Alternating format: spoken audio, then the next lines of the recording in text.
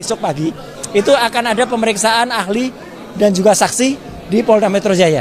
Jadi di tempat lain sekarang lagi ada briefing untuk pemeriksaan ahli itu dan dihadiri juga oleh Bang Resmon, titip salam kepada semuanya dan juga Mbak Dr. Tifa.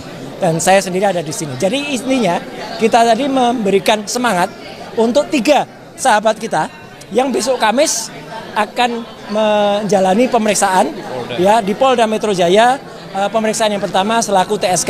Saya sudah mengalami bersama dengan Bang Resmon dan Dr. Tifa dan kami sudah konon sudah dilimpahkan.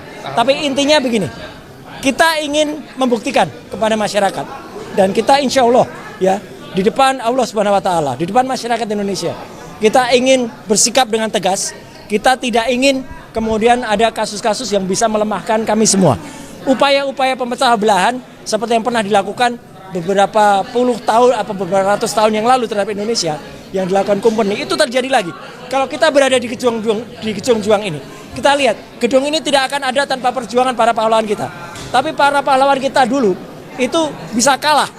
Pangeran Diponegoro berhasil ditangkap gara-gara ada pengkhianat di dalam rombongannya. Cut Nyak Dien bisa ditangkap gara-gara pengkhianat juga. Demikian juga Tengku Umar dan lain sebagainya. Nah, hampir saja tim ini itu juga dikhianati oleh 2 orang. Saya tidak perlu sebutkan siapa, tapi bagaimanapun juga kami tetap mendoakan semoga 2 orang yang meninggalkan kami dalam berjuang itu tetap sehat dan kemudian tetap bisa bersemangat ya, karena bagaimanapun juga mereka-mereka lah yang juga ikut serta di dalam awal perjuangan kami. Tapi yang jelas kita tetap menegaskan bahwa kita membuktikan bahwa ijazah yang pernah digunakan oleh Joko Widodo itu adalah ijazah yang diragukan keasliannya. Saya mengatakan 99,9% palsu.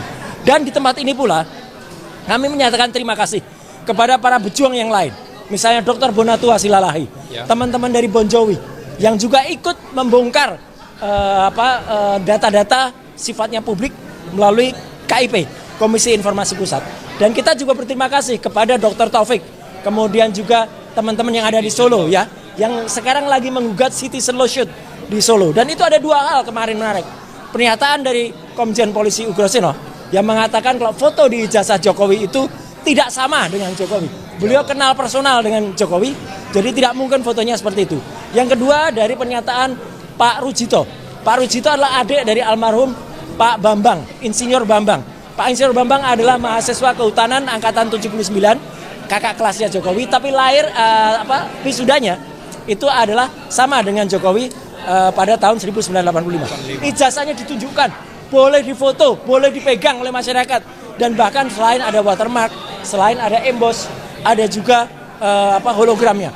Jadi itulah ijazah asli. Dan pada saat itu kalau hakim mau jujur, kalau pengadilan Indonesia jujur, hakim sebenarnya sudah bisa tahu mana ijazahnya Jokowi. Tidak bisa dihadirkan ya oleh kuasa hukumnya Pak Supan atau siapa itu namanya ya. Dan padahal ijazah asli pembandingnya ada. Jadi makanya kejujuran penting.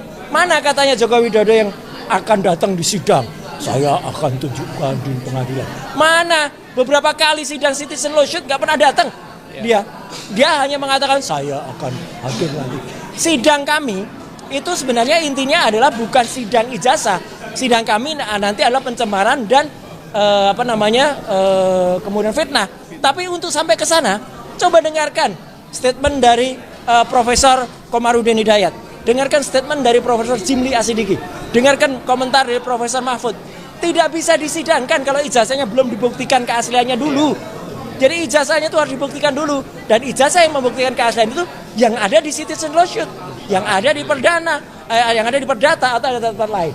Jadi sekali lagi putusan Citizen Lawsuit, putusan pengadilan yang lain itu ditunggu ya sebelum menyidangkan kami. Kami ini sebenarnya nggak bisa disidangkan kalau belum ada putusan tentang ijazah itu asli atau palsu. Yang inkrah ya. Jadi hari ini saya didampingi beberapa kuasa hukum saya ya, ada Pak Azamkan, ada Pak Ghafur, ada juga Pak Bahar, ada juga siapa lagi?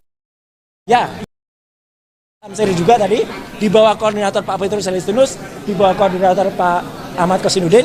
Ini kita sama dan tentu di bawah Pak Abraham Samad. Kita ingin memberikan semangat dan memberikan janji kepada rakyat Indonesia.